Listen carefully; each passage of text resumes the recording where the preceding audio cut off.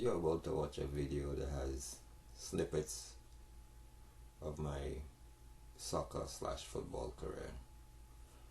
It's football in the Caribbean, where I came from, born in Trinidad, Cipiani Street, in Morvant.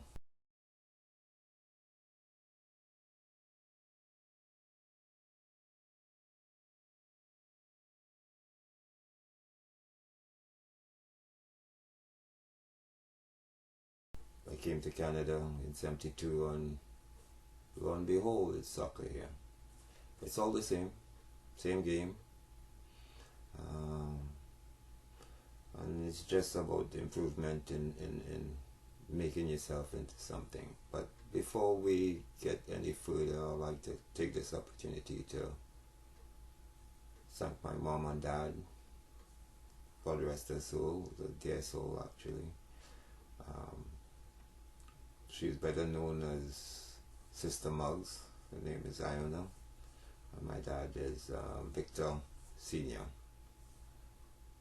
You know, came from a family of 7. You know, being the last of 7,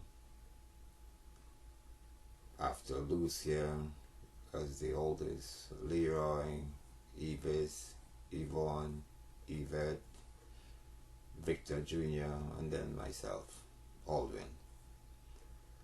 My career has reflected winning from day one. First competition with Southeast Port of Spain Secondary School in 1966, winning the school league, all the way up to unlimited winning. You'll see all that in the magazine.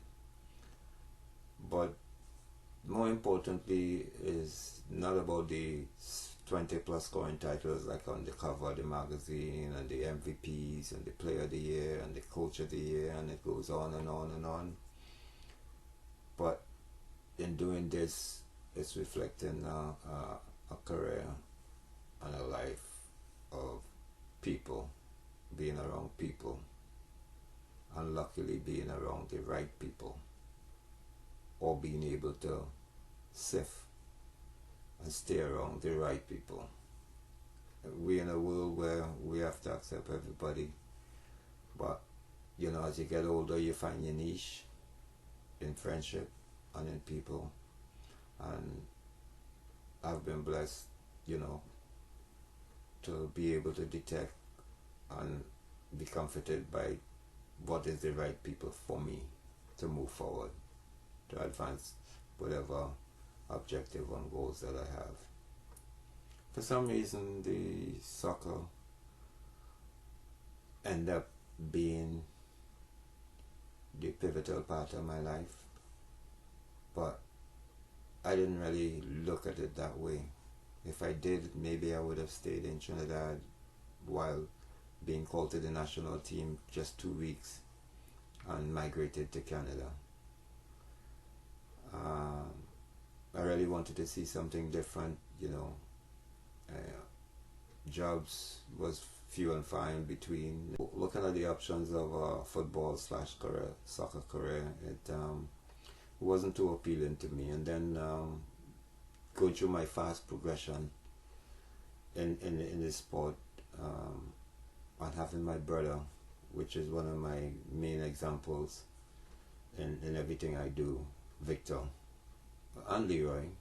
I have 2 brothers, as I said, Victor and Leroy, and Leroy is the oldest, and you know, he's one that provided.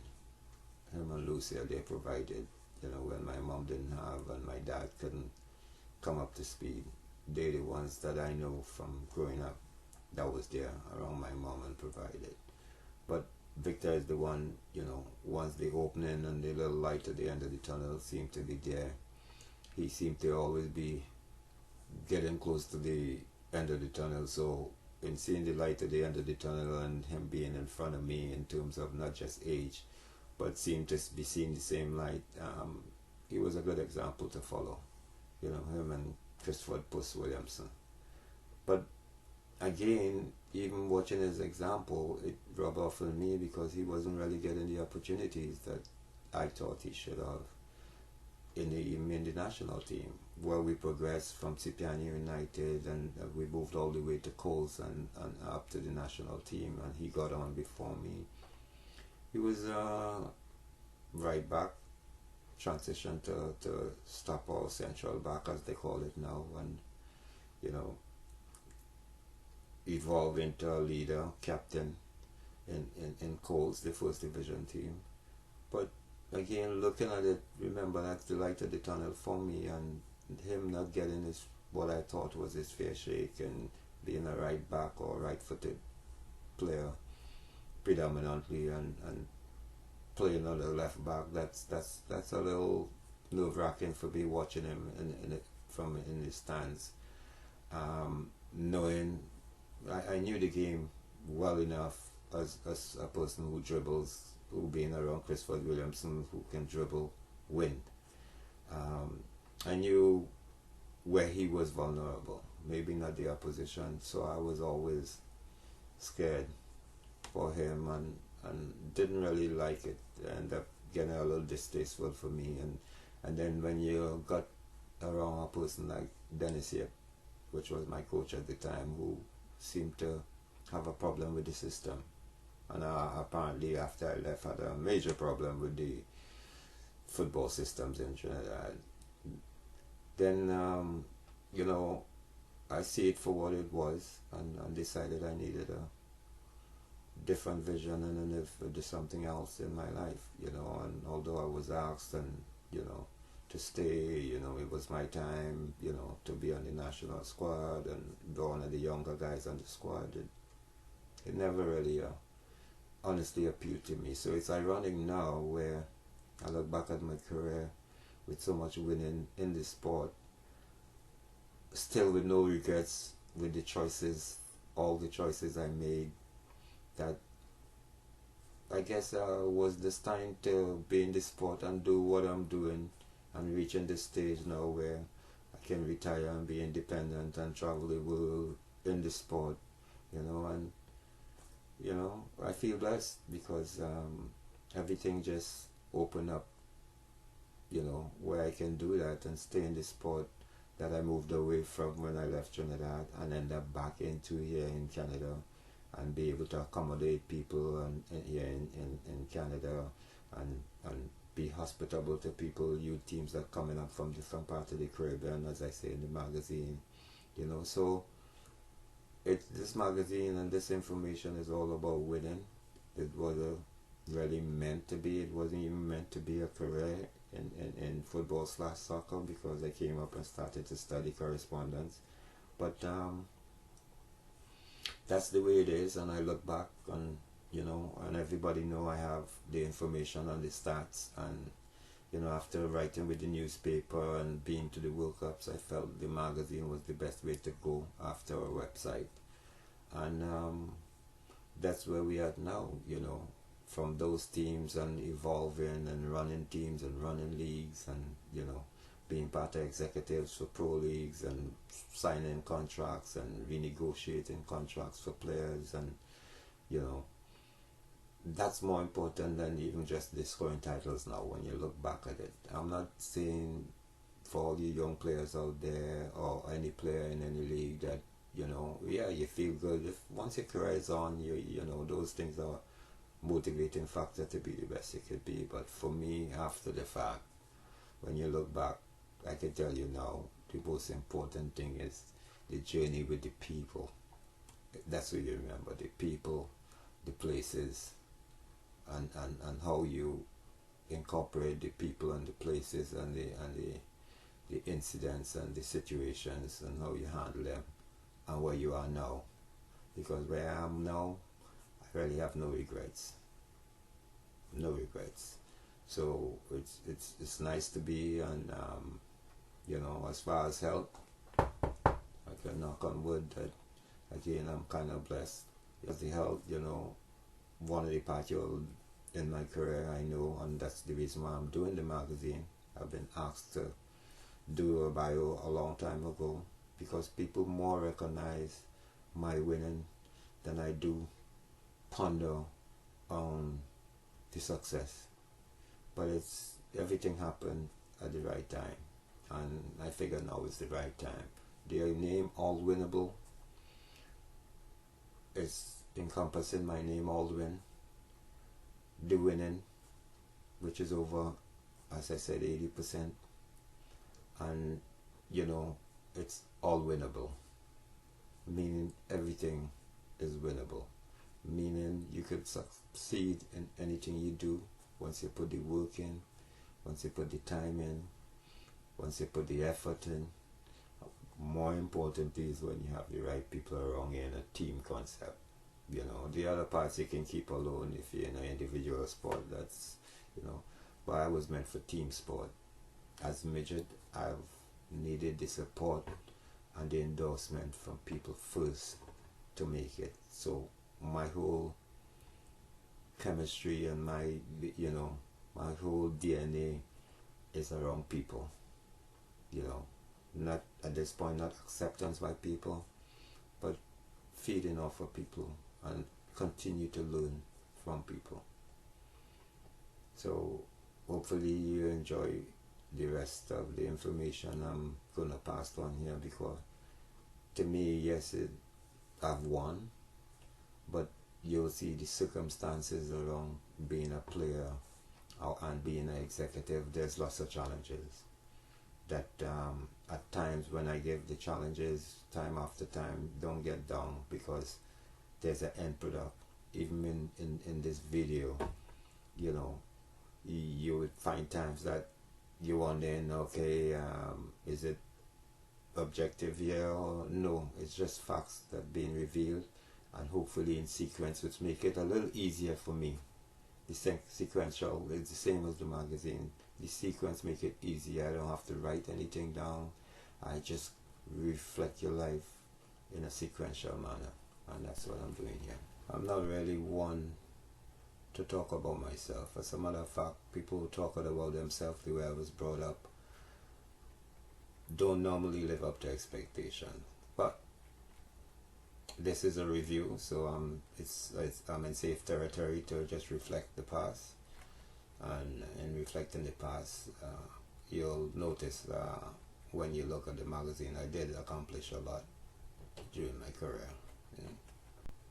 From struggling as midget to even get trials from coaches.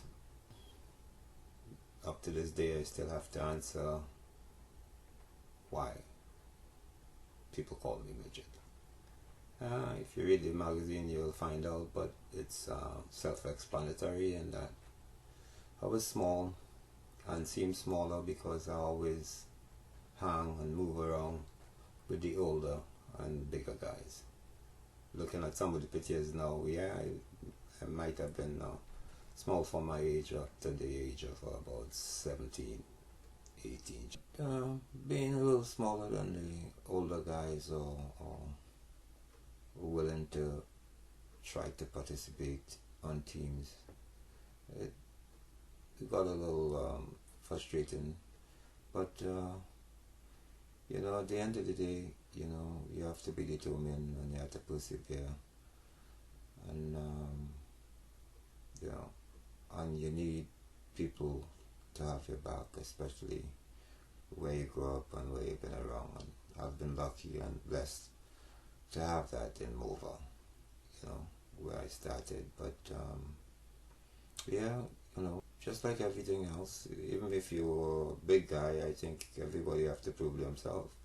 And my challenge, luckily, was only size at one time. It was never about the ability to play the game.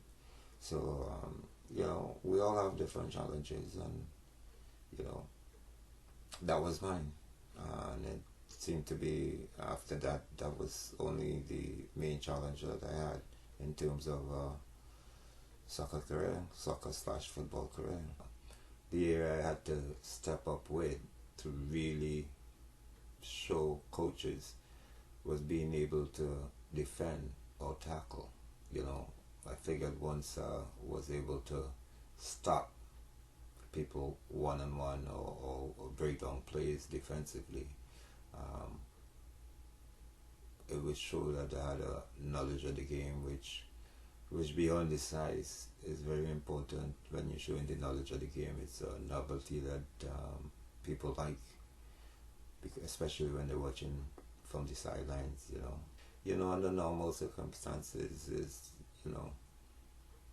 5 to 10 tackles, important tackles, or change of possession in a game. So that was the whole thing, and being around people in your area who knew from the road football, football in the streets, what we call road football, and then going down to in Morvant Savannah, in the district I lived in, and watching the big guys on the field and playing behind the goal, and you get recognized over a period of time, and with the confidence you get within your own area and your own district, you can start playing in your district, without being challenged, because at that time you either have a bad game or you're playing up to your potential. And then you move on the way it was in those days. You move on to the bigger things, which was Port of Spain League, or outside the area, outside the district of Morvant, which is something we did.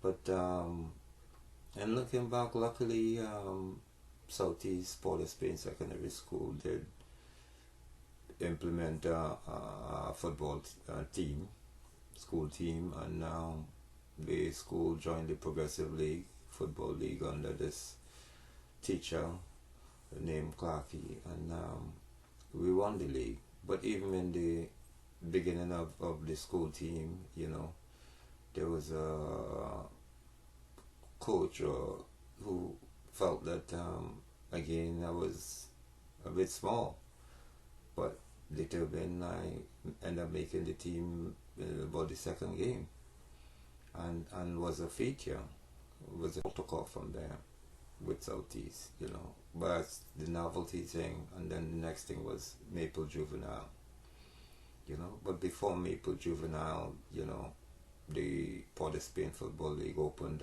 under 19, could they call it juvenile division, and all the senior first division teams, they were supposed to have under 19 team, and most of the people in Mova and gravitated to the coast, including my older brother Victor. So when I went there, the coach didn't even let me try out.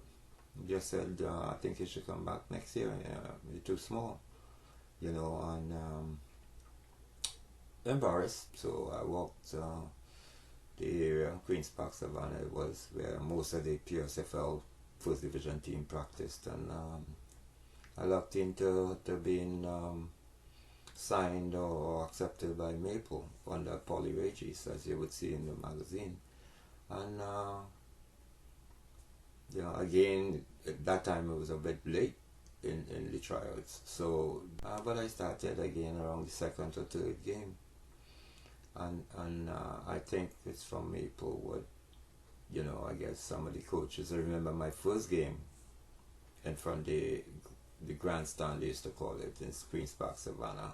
That's like Wembley in those days. That's where the big guys played, and that's where I used to go from Southeast at the Victoria Institute and watch the games, Alvin Cornell and these guys. And I remember, going to the game and, approaching the gate to go in, and the gentleman who runs the Trinidad and Tobago Football Association at the time, Eric James, went to the gate to go into the stadium, and the gate was locked, and he came to the gate, and I said, I'm playing for Maple, and he says, little boy, just go home and do your homework. And luckily I saw Errol Sebro from my area in Sipiani Street, who was playing for Providence, which is a tranquil reboot under Warner, and if it wasn't for him on the inside telling him he plays for Maple, again I wouldn't have even been able to go in to the stadium, to the change room. So when I look back at those things, I would have to maybe admit that I may have been sworn the national under 19, I think it was under Michael Long, the English coach, and I remember Trevor Smith being there. I think Trevor used to be with Harvard. And again, we trained at Fatima Ground, and I remember my friend Patrick Nicholas was there with Errol Sebro. By that time Errol was really, really conditioned, and he was very motivated, I would say. And we trained, and at the end of the training, of course, they have to call the squad for Bermuda, and they called, I think there was a call 16 or 18, and they reached the 18th, and you're listening to these names calling, and you're wondering, is like a starting lineup. I remember with Cipriani, and you're saying, oh, okay, when is my name going to be called? And then there was a pause after all the names were called. They didn't say that was the last name, but you assume with a pause, that many names called, and there's a pause, and then my name was called, and actually I think I had to stand up, but the focus was on me, and they said, well, we advanced scouting for the players in Bermuda revealed that these players were bigger than I was, and I guess I wasn't selected. But the tour never came off. There was one other little incident in regards to my size after that.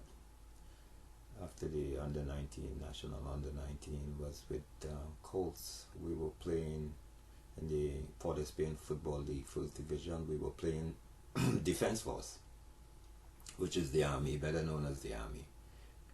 And as a starter, I found myself on the bench to start the game. And during the game, I was put into the game, substituted. And during the course of the game, I went into this tackle with this big guy, which I think he was the captain of the team, named Philbert Prince. And he stayed down. And if I remember correctly, he was taken off the field. Prince is, in my estimation, seeing him over the years, Philbert Prince about, I would say, 6'2", 6'3", being in the pinker form those days and being in Defense Force, I would give him the benefit of the doubt of being 205, 210, 215 minimum. Days later, or it could be weeks later, I remember my brother mentioning to me that the coach asked him, as the captain, he was the captain, if he felt that I can play in a game like that against Defense Force. And what he said to me is, he told the coach, well, Midget accustomed playing against big guys in Morvant, the district of Morvant. He didn't tell me whether he told the coach yes or no, but I would assume the coach took that information to mean that he could take a chance, and he did put me into the game, and that's what happened. And that was the last time having any size challenge, because on the other flip side, just before I went down in town, I played with Morvant United, where we made a clean sweep of the PYM League of all the trophies and made it to the FA Cup semi-final against Police, which was again big players, national players, Steve David and Ken Marin, and these are household names on the national scene. So my exposure was there with the so-called big guys, and after that is when I got called to the national team. Of course, Cipriani did the groundwork, no doubt about that. First undefeated, going up to Etihad League, the best in Trinidad and Tobago Community League, and winning that league against national players who go there to play in those days. So it was a progression, and I think it's a progression that most players go through in terms of winning, because it seemed like winning breeds winning. It's contagious. Besides the fact that winning is contagious, there was a lot of hard work involved. No mistake about it. In Cipriani, when we went under Tony Govaya, Coach Tony Govaya, we had to get up early in the morning, 4, 5 o'clock, go in the savannah, train. For those who had to go back and shower to go to work, in the evening we train, you know.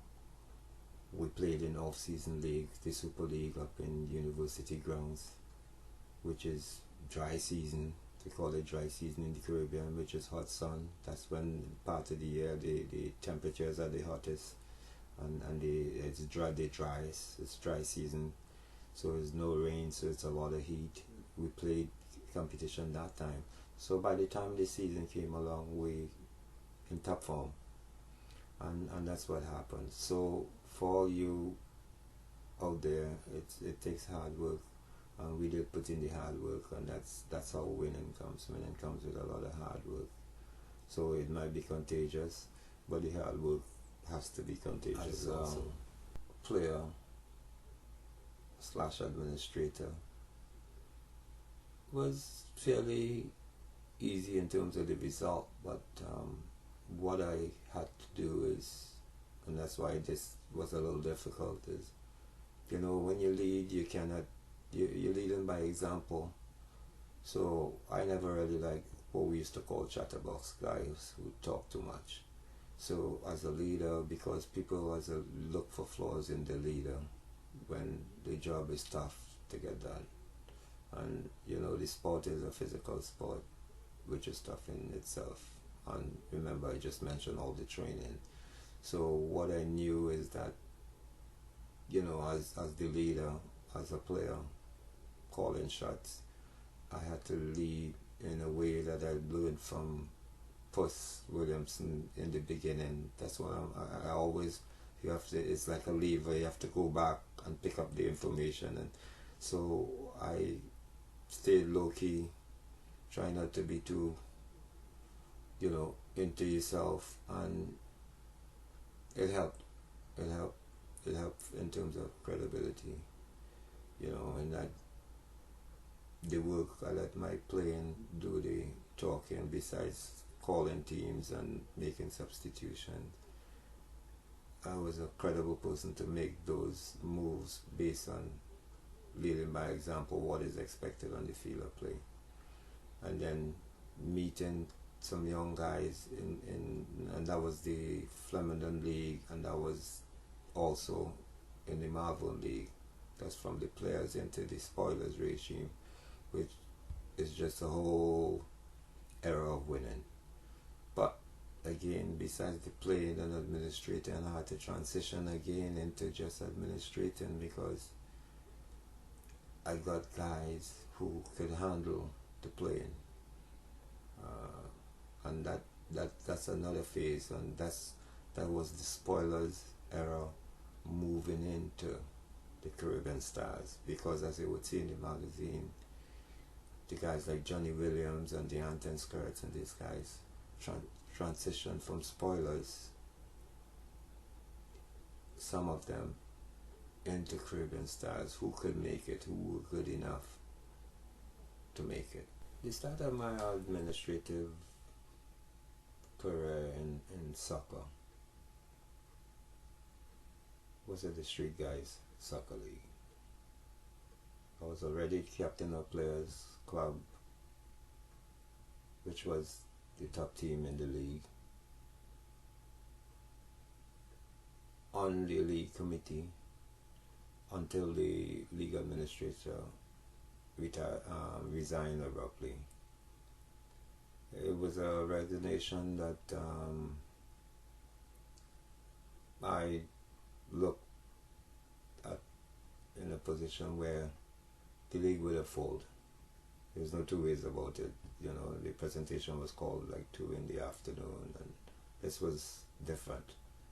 So I took the numbers of the team's representative and started the league the next year. Now, from there, you know, later on we changed the name of the league to Toronto Caribbean Soccer League, because at the time we started to play in an all-star tournament, represented the league all-stars, and the Street Guys, as visible people, as black people, the Street Guys wasn't wasn't cutting it, because we had the talent, and anything to keep you down or put you down or to deal with you in a different way, you don't give that type of opportunity. So we changed the league to Toronto Caribbean Soccer League, and we did not too bad in the All-Star competition. From there, I went back to Irie in '83 after leaving in '78, as you would see in the magazine. And because Roland Bradford took over the coaching of the team, I had a little problem with the coaching of the team prior to going back. And as Roland Bradford took over the team, I went back, because Roland was my teammate before I left Irie. And it was the most fruitful years in Irie.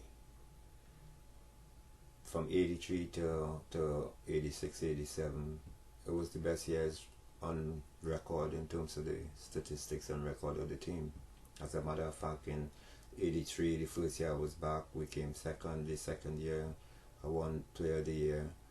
But more importantly is again the little situation where people don't understand what winning entails and what undefeated entails. When I went to Irie, when I was playing in '84, I already had 6 undefeated seasons. And with the opportunity to make it to 7th, we were in a 22 game schedule. We had 21 games without a loss, until 2 senior members decided that they were going to keep this string alive and playing string alive in the club, and decided to play that game, and we lost 1-0. And nobody looked at it that point that way, but I was always one for detailing, always one for stats. I always kept the stats. I always knew the teams, who we were going to play. And obviously we lost the last game, and because we didn't do what it took to win. And people blame referee and everything else, and I don't put the blame where the blame not supposed to be. There's no blame. It was still a good season, but it stayed with me. I had to shed a little teardrop in the change room after the game, because again, after 6 undefeated season, maybe people around didn't understand what undefeated seasons meant, so that was always my ideal and my aspirations, to be the best, so from there they asked me to coach the team. In '87, we had the best record, and it was felt that maybe it's my time. Roland and Roland, which was the previous coach, and Vivian Manswell, who was the president, they decided, okay, it's time you may take the team. It wasn't a good start. Win 1, lost 7, tie 5. Now the figures will point for me playing as a player coach. Well, we gotta find some reason. It's not a very good record, but I knew it was personnel, and that's why I met a gentleman named Dixon Modest, who's with me up to now. Bringing in Dixon, I scouted him on the Flemington League. I always had long throw, guys with long throw, and he had a long throw, and was solid in defense. I asked him to come and play, and he brought in a couple of teammates from his York University, a team named Imagination, and the rest is history. We won 9 out of the last 11 games, and moved from 3rd to last in a 12-team division to 4th or 5th. Finished the season. So I was assuming that with that transition, with a young team, with bringing in players and assessing what we need and what we might not need for the next season, lo and behold, after being asked to take the job, our election was called for some reason, and it didn't go well. And I decided, in hearing the reports after the election, how so much things were said before, I didn't want to coach, and which is untrue. I felt that looking at the guys around me, knowing what I thought maybe foolishly that I was worth to the organization to do something like that. I didn't think it was worth being around there. So that's the part of me that I can tell you it's not understood. But it's not understood by those who do not really contribute, who are backbenchers, who are just contributors when they want. So in learning those lessons as an administrator, this is what I'm saying. If you want to be an administrator, you need to determine that this must not stop you. You have to move on or move away to move on. And I moved away. I might look younger than I am, but there always seemed to be a bit of disrespect for what was accomplished. And maybe because I'm not a person to actually say or to give a account of where I've been and what I've accomplished. So that's why a lot of people ask me to do what I'm doing. Maybe misunderstood. It's maybe the people around did not realize that how committed I used to be when I come home to look at stats and study the competition and study where the team's heading or where the organization's heading or where I'm heading. And so when I make a decision where it seemed they were not ready for those around me, to them it always seemed like a emotional decision. But no, I always had the time on the job I had to think about the things I was doing at the present time. And and to stay ahead in thoughts. So when situation arose, I could go to plan B and plan C and plan D, which seemed scientific to some because they're not into it, they're not committed, they're not willing to go the distance. So when you move away, you have to be aware what your plan B and plan C is supposed to be. And that's why, one of the awards or honors, I consider it an honor, when I was recognized by the Toronto Caribbean Soccer League for my contribution, not just to the league, but to the Caribbean community. Because, we went out and also represent the league out there. To receive that honor, together with Arnold August, the owner of the Share newspaper, Caribbean newspaper, is even a higher honor to be in such good company, because the Share newspaper is the newspaper that really is the proper representation for the community. I mean, I wrote for the Caribbean Camera. I'm not taking any away from the Caribbean Camera, which we were the only one predominantly, I was the only one predominantly doing soccer/football in all the newspapers I would say in Canada. But the Share newspaper basically is the newspaper that put my information out there in the prime of my career. It was the only newspaper covering, so I even wore Share newspaper. It was really an honor to be in the same category, acknowledged in the same category.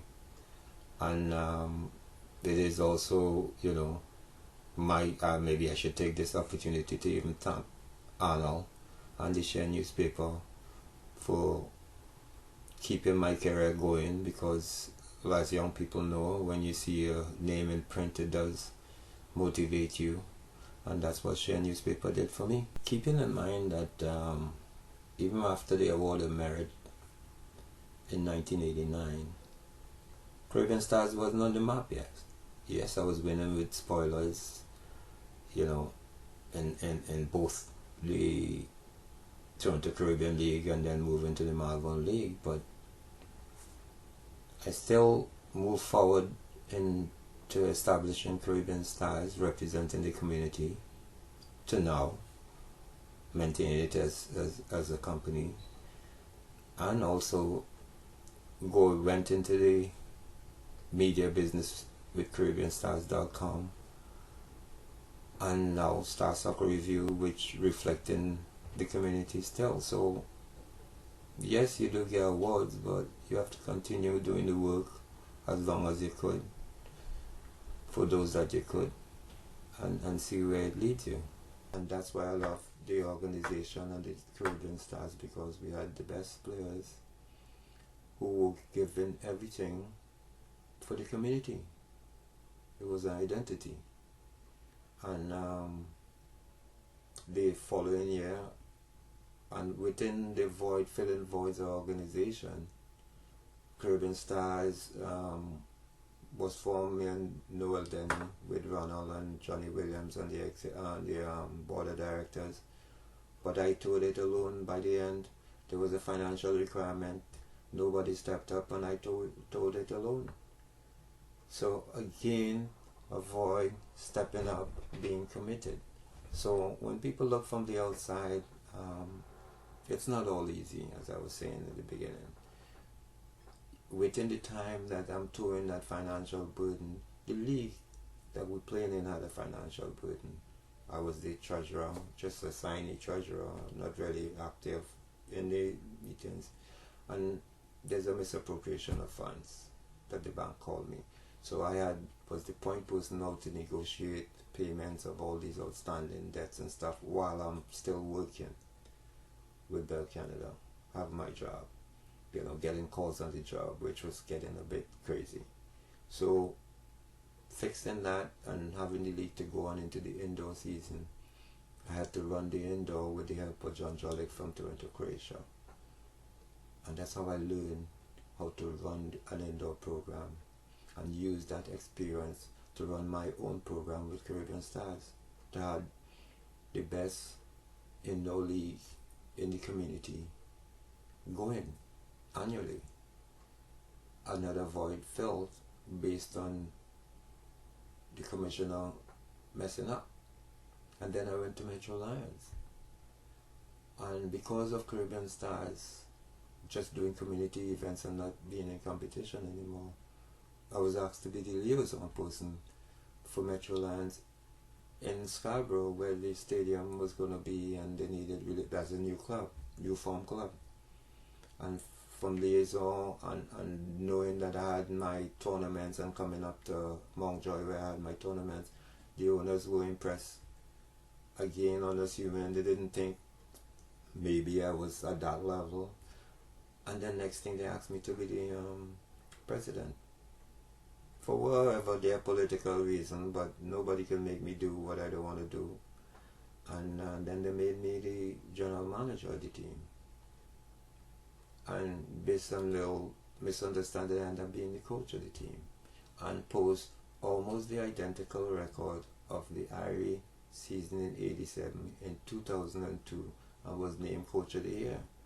So, people could have their own version of things, but how I learned it again back to Cipriani and Puss and Bigger, my brother Victor and them, it was the right way. It's the structured way. So again, I had to leave Metro Lions because again, credibility is at stake again.